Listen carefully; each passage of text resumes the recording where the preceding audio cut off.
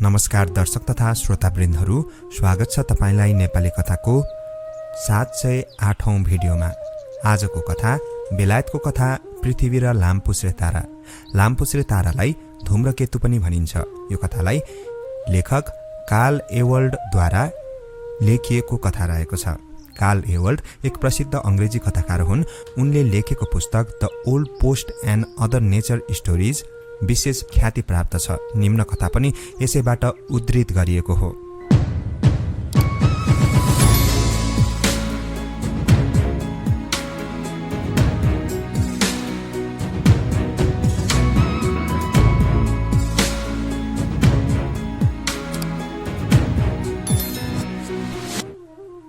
मैले अहिले भन्न लागेको कथा एउटा अनौठो किसिमको कथा हो, कारण यो कथामा भनिएका घटनाहरू हुनलाई सयौं वर्ष लाग्छ। यो कथामा भएका सबै घटना अन्तरिक्षमा भएका हुन्। सम्पूर्ण तारा तथा ग्रहहरू यही अन्तरिक्षमा घुमफिर गरिरहन्छन्। अन्तरिक्षमा यति जाडो हुन्छ कि हुनसम्म बाक्लो ओभरकोट लगाए पनि अन्तरिक्षको बीचमा पुग्दा एउटा पातलो कमिज जति पनि हुँदैन। अन्तरिक्ष भनेको यति विशाल र व्यापक छ कि यो कहाँसम्म फैलिएको छ र कस्तो छ भन्ने कुरा कसैले भन्न सकेको छैन। अब यो कुरालाई यही छोडौं। हामी बसेको यो पृथ्वी हजारौं लाखौं वर्षदेखि यही विशाल अन्तरिक्षमा रहेर आफ्नो कक्षमा घुम्दै सूर्यको परिक्रमा गर्दै आएको छ। सूर्यको वरिपरि एक पटक परिक्रमा गर्न पृथ्वीलाई पूरा 1 वर्ष लाग्छ। एक पटक परिक्रमा सिद्धिने बित्तिकै अर्को परिक्रमा सुरु भइहाल्छ। एकछिन बसेर थकाइ मेटौं भन्ने उसको धर्ममा छैन। पृथ्वी नजिकै अर्को उपग्रह चन्द्रमा पनि छ। चन्द्रमाको मुख्य काम पृथ्वी जस्तै आफ्नै कक्षमा घुम्दै पृथ्वीको चारैतिर परिक्रमा गरिरहनु हो। चन्द्रमा पृथ्वीभन्दा निकै सानो छ। त्यसैले होला पृथ्वी चन्द्रमासँग निकै धाक रवाफ देखाएर कुरा गर्दो रहेछ। चन्द्रमाको पनि पृथ्वीसित यही कारणले होला राम्रो र्याङठ्याङ मिलेको थिएन। उनीहरूमा यस्तो सम्बन्ध हुनुको कारण एउटा यो पनि हुन सक्छ कि यी दुई ग्रह ज्यादै नजिक रहेका छन्। जस्तै मान्छेहरू पनि सधैँ नजिक बसिरहनु पर्यो भने कहिलेकाहीँ परस्परमा ठाकठुक पर्नु अस्वाभाविक होइन। हरेक महिनामा एकपल्ट पूर्णिमा हुन्थ्यो। त्यो दिन चन्द्रमा पाउडर हालेको जस्तो अनुहार पारेर हाँसिरहन्थ्यो। यो देखेर पृथ्वीलाई केही रिस उठ्थ्यो। हेर जब त्यो फिस्टे उपग्रह कस्तो चम्किरहेको, पृथ्वी भन्थ्यो। यो त आफूलाई तारा झैं ठान्छ। फेरि पृथ्वी भन्थ्यो, तिमी काम त ठिक गरिरहेका छौ। हेर मैले सूर्यको 1 परिक्रमा गरिसक्दा तिमीले मलाई 13 पटक परिक्रमा गरिसक्नुपर्छ, बुझ्यौ? नत्र पात्रमा भूल हुन जान्छ। नकरा त बुढो, मैले के गर्नुपर्छ मलाई राम्रोसँग थाहा छ।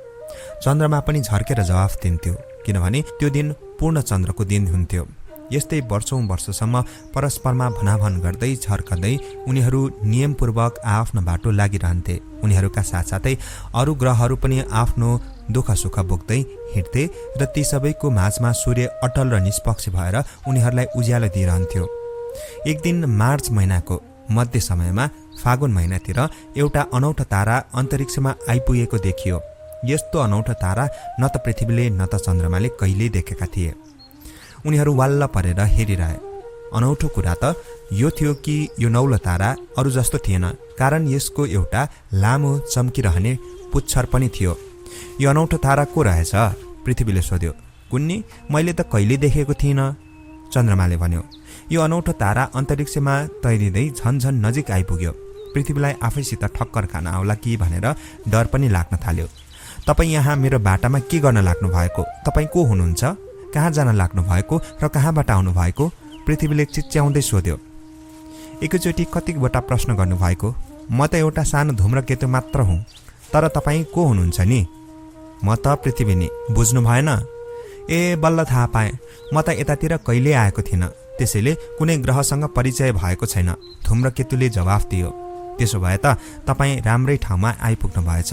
तर मैले घमण्ड गरेको होइन। सबै तारा र ग्रहहरूमध्ये सबैभन्दा सम्पन्न मै हुँ। त्यसो भए तपाईँका केही कुरा सुन्नु न त, बरु छिटो गर्नुहोस्, धूम्रकेतुले भन्यो। मलाई यहाँ गफ गरिरहने समय धेरै छैन। मसँगै सूर्यको 1 पटक परिक्रमा गरौँ न, के हुन्छ र? हामी यति बेगले गइरहेका छौँ। हत्तेरी, यो पनि कुनै बेग हो? ल छिटो सुनाउनुहोस्, तपाईँको देशमा कस्ता कस्ता प्रकारका चिजहरू पाइन्छन्? मसँग ठक्कर खान पुग्नु होला नि तपाईँ, पृथ्वीले भन्यो। यो कुरा सुनेर धूम्रकेतु खेतका छोडेर हाँस्न थाल्यो। अब त्यसको पुच्छर पनि 3 भागमा छुट्टिएर आयो। उसले भन्यो, ओहो, तपाईँ ठक्कर खाला भनी डराउनु भएछ। डराउनु पर्दैन, मेरो शरीर त ज्यादै खुकुलो छ, हावा जस्तै।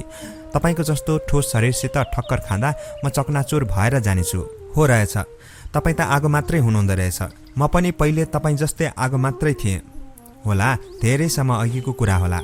तपाईँले त तलमाथि हिउँको टोपी लगाइराख्नु भएको जस्तो देखिन्छ, धूम्रकेतुले भन्यो। हो, यसलाई मेरो उत्तरी ध्रुव र दक्षिणी ध्रुव भनिन्छ। तर के भएर टाउको र खुट्टा चिसो भए पनि पेटभित्र त निकै न्यानो छ। पृथ्वीले आफूभित्र अझै आगो छ भनी देखाउनलाई आफ्ना ठुला ठुला ज्वालामुखीको विस्फोटन गरी देखायो। ओहो, हो रहेछ, अलिकति आगो त रहेछ, धूम्रकेतुले भन्यो। अलिकति भन्ने शब्दले केही अपमानित भए जस्तो गरी पृथ्वीले भन्यो, तपाईँ अलिकति भन्नुहुन्छ, मेरो शरीरभित्र जम्मै आगो छ। कुनै बखत म पनि तपाईँ जस्तै खुकुला आगो र बाफले बनेको थिएँ, तर पछि हुँदा हुँदा एकदल भई जम्न थालेको हुँ। अब म आफूभित्रको आगो खाली चिम्नीबाट निस्किने धुवाँ जस्तो मात्रै निकाल्न सक्छु। तपाईँको बाहिरपट्टि खोस्टा जमेको रहेछ, त्यसले अलि तकलिफ दिन्छ कि तपाईँलाई? अब त बानी परिसक्यो, त्यही खास्टोमाथि मानिसहरू बसेका छन्। मानिस को हो? मानिस कस्तो चिज हो? धूम्रकेतुले सोध्यो। के भनौँ भएर पृथ्वीले टाउको अलि उत्तरी ध्रुवतिर कन्यायो। फलस्वरूप ठुला ठुला 6वटा बरफका ढिकाहरू समुद्रमा खसेर बग्दै गए। के भनौँ, मानिसहरू एक प्रकारको दुःख दिने किरा जस्तै त हुन्। उनीहरू मेरो शरीरमा हिँड्ने गर्छन्, मेरो खास्टोभित्रसम्म खन्दै कोइला धातु जे भेटाए झिक्छन्। रेलको लिक बनाएर मेरो शरीर माथिबाट रेल दगुराउँछन्। ठुला ठुला पहाडहरूमा प्वाल पार्छन् र नदीहरूमा पुल हाल्छन्। उनीहरू आफूलाई पृथ्वीको मालिक ठान्छन्। यस्ता किराहरूको बसमा रहने तपाईँ, यो त राम्रो कुरा भएन। तपाईँ जस्तो ग्रहले उनीहरूलाई झारझुर गरी फालिदिन सक्नुहुन्छ, धूम्रकेतुले भन्यो। कोसिस त नगरेको होइन, कहिले ज्वालामुखी फुटाएर गाउँका गाउँ नै पुरिदिएँ, बारी निकालेर हजारौँलाई सखा पारिदिएँ। ज्यादै अचाकले गरे भने म आफ्नो शरीरलाई हल्लाई भुइँचालो ल्याइदिन्छु। त्यसले केही फाइदा भएन? केही त हुन्छ, तर आखिरमा उनीहरू परस्परमा मिल्छन् र मद्दत गर्छन् र केही वर्षपछि फेरि जस्ताको तस्तै। तपाईँ त धन्य हुनुहुँदो रहेछ। कसरी सहेर बस्नु भएको? धूम्रकेतुले भन्यो। होइन, अब के गर्ने, उनीहरूसँग केही जोड चल्दैन। उनीहरूले मेरो शरीरको कुना काप्चा पत्ता लगाएर टेबलमाथि नै मेरो नक्सा बनाई राखी छाडेका हुन्छन्। उनीहरू बाढी आउने, हुरी आउने, भुइँचालो जाने सबै अगाडि नै भविष्यवाणी गर्न सक्ने भइसके। के गर्ने? म भए त यस्तो कुरा सहने थिएन, धूम्रकेतुले चित्त नबुझे जस्तो गरी भन्यो। पृथ्वीले हाँस्दै भन्यो, गर्न गाह्रो छ।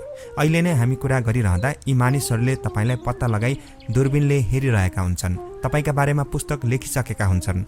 तर तिनीहरूमध्ये मूर्खहरू भने तपाईँ देखा परेकाले अब पृथ्वीमा कुनै विनाश हुन्छ कि भनी डराइरहेका हुन्छन्। कुन चाहिँलाई मूर्खहरू भन्नु नि? धूम्रकेतुले उत्सुक भई सोध्यो। तपाईँले यो कुरा बरु नसोधेको भए नै हुन्थ्यो। यो तपाईँको घरायसी कुरा पर्यो कि कसो? होइन, त्यसो भनेको होइन, तर अहिलेसम्म म आफै भन्न सक्दिनँ कुन चाहिँलाई मूर्ख भन्ने र कुनलाई बुद्धिमान। फेरि यी मानिस भनाउँदाहरू हरेक आफूलाई बुद्धिमान र बाँकी सबैलाई मूर्ख ठान्छन्, पृथ्वीले भन्यो। सबै नै मूर्ख त होलान् नि, धूम्रकेतुले भन्यो। सबै नै मूर्ख भनेको सुन्दा पृथ्वीलाई नमज्जा लाग्यो। यो नयाँ आएको तारालाई आफ्नो धेरै रहस्य पो खोलिदिए कि भन्ने पृथ्वीको मनमा लाग्यो। त्यसैले उसले गम्भीर भएर भन्यो, अब यो कुरा छाडौँ, तर हेर्नुहोस्, सबै ग्रहभन्दा राम्रो र सम्पन्न त म नै हुँला। घमण्ड गरेको होइन। शुक्र, बृहस्पति, मङ्गल ग्रह आदिलाई हेर्नुहोस्, उनीहरूको तुलनामा मेरो ठुल्ठुला सागरहरू, नदी, घना जङ्गल र कुञ्जहरू कस्ता छन्? खोइ, म त केही देख्दिनँ। तपाईँको वरिपरि कुहिरो जस्तो पनि देखिन्छ। के हो? ए हो, मैले त भन्नै बिर्सेछु, यो त वायुमण्डल हो, पृथ्वीले भन्यो। तपाईँलाई त साह्रै कष्ट पो रहेछ।